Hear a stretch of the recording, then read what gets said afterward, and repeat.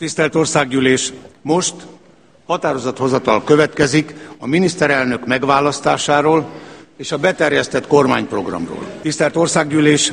Kérdezem a tisztelt Országgyűlést. Megválasztja-e Orbán Viktort a Magyar Köztársaság miniszterelnökének, és ezzel egyidejűleg elfogadja-e a kormányprogramot? Kérem, szavazzanak! Kimondom a határozatot.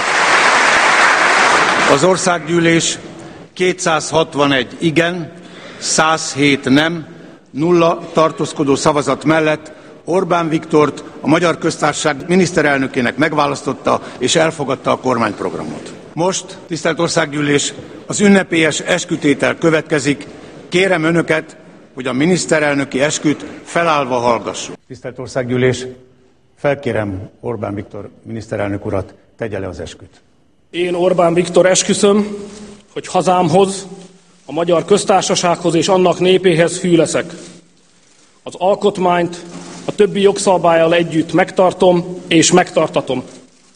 A tudomásomra jutott titkot megőrzöm. Miniszterelnöki tisztségemből eredő feladataimat a Magyar Köztársaság fejlődésének előmozdítása és az alkotmány érvényesülése érdekében lelkiismeretesen teljesítem. Isten engem úgy segéljen.